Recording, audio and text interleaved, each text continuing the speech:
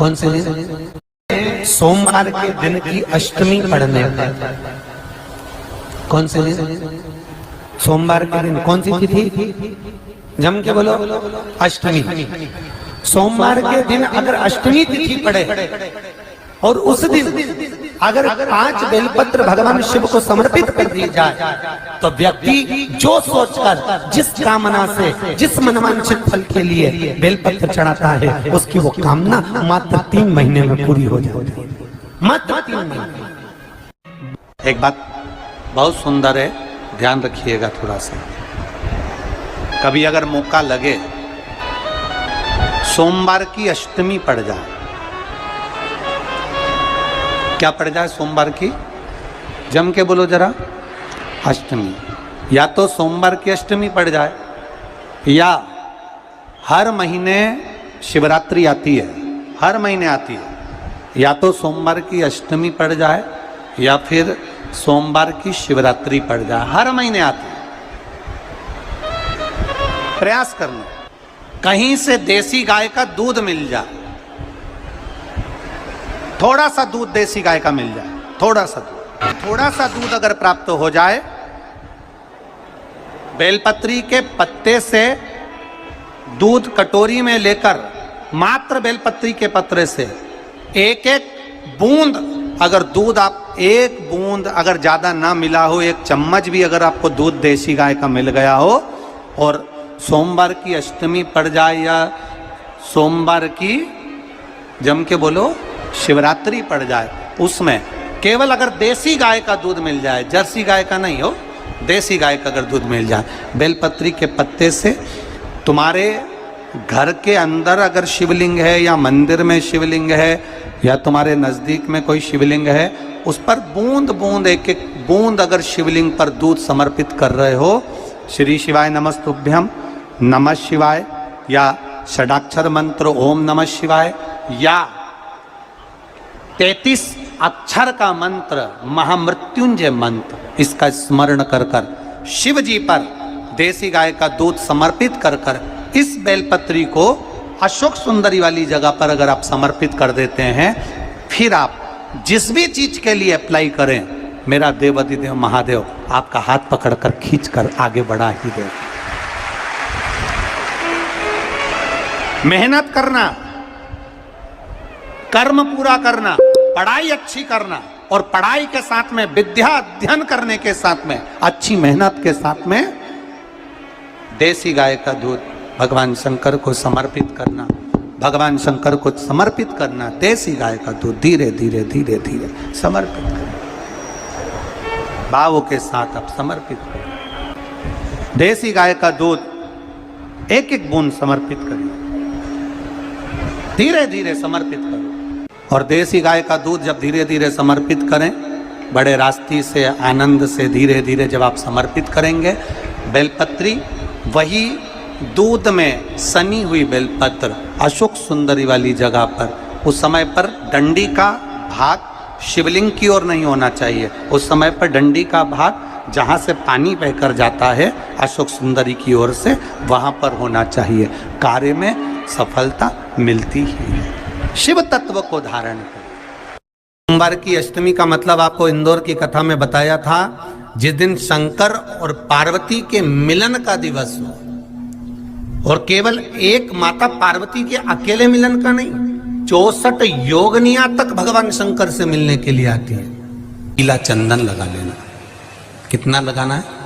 बीच वाला जो पत्ता है उस पर पीला चंदन। जब आपको लगे कि मेरा जीवन बहुत कष्टमय है, अब ये रोग, अब ये कष्ट दूर ही नहीं हो रहा, अब ये आए दिन तकलीफ पर तकलीफ बढ़ती जा रही है, आए दिन रोग, बीमारी, पैसा घर में बच नहीं रहा, बहुत कष्टमय जीवन है, इसमें लगाओ पीला चंदन बेलपत्री की बीज पत्ती पर। महाराज,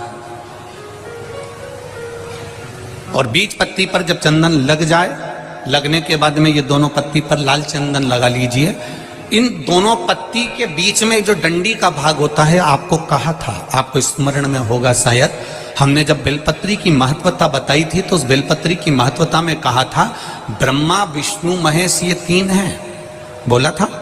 बीच में ये बड़ी पत्ती से लेकर जो 2 पत्तियां होती हैं, इनके बीच में जो जगह बचती है, इसमें मां पार्वती के 64 योगनियां, मां पार्वती अपनी पूर्ण सिद्धि के साथ में जितनी भी देवी के स्वरूप हैं, वो माता 64 योगनियां देवी के स्वरूप में यहां पर विराजमान होती हैं। 2 पत्ती के नीचे से जो डंडी होती है नीचे तक, ये पूरी डंडी में 33 कोटि देवी देवताओं विराजमान होते हैं इस पूरी डंडी के अंदर।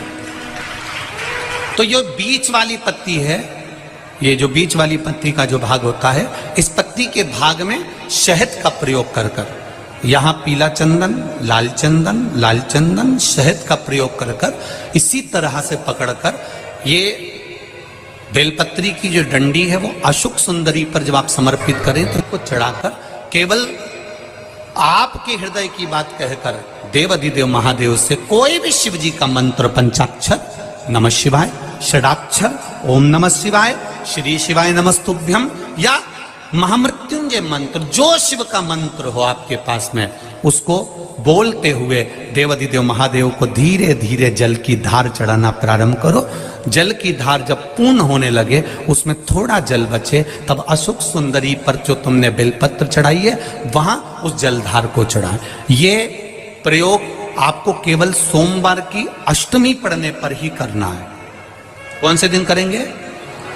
जम के बोलिए जरा।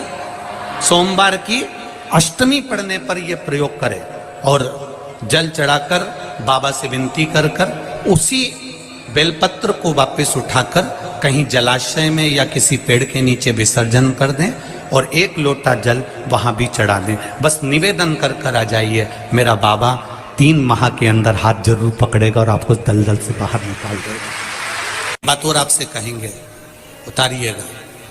जिसके शरीर में सफेद चमड़ी पड़ने लगती है, चर्म रोग हो जाता है, या चेहरे पर आंख के पास में पूरा कालापन आ जाता है, उसको हमेशा याद रखना है, लाल चंदन का लेपन पीपल के पत्ते पर करिए।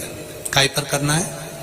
पीपल के पत्ते पर लाल चंदन का लेपन करिए। लेपन कर कर सोमवार की अष्टमी के दिन उसको लेपन कर कर वापिस निकाल कर शंकर भगवान पर उसका धीरे धीरे त्रिपुंड बनाकर लेपन करना प्रारंभ करिए। जब आप त्रिपुंड बनाकर लेपन करना प्रारंभ करें, उसके बाद उस चंदन को जो सोमवार की अष्टमी है तब निकाल कर लिया है और निकाल कर लाकर उसको डब्बी में रख लें। उस चंदन का प्रयोग चर्म रोग के स्थान पर थोड़ी थोड़ी मात्रा में करना प्रारंभ करें पानी के साथ मिलाकर, परंतु उस चंदन को केवल 6 से 7 दिन में प्रयोग करिएगा, ज्यादा नहीं।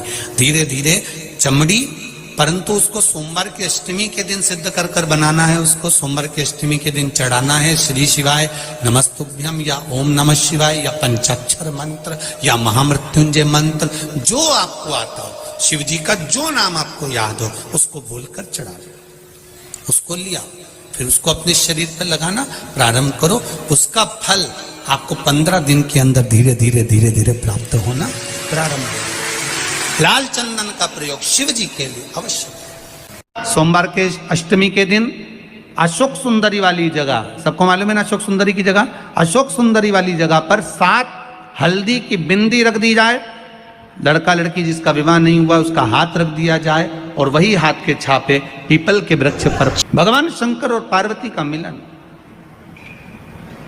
ऐसी कौन सी कामना है जो शिव पूर्ण नहीं करते? बस आपका विश्वास, आप उस पर भरोसा करना तो पूर्ण करना।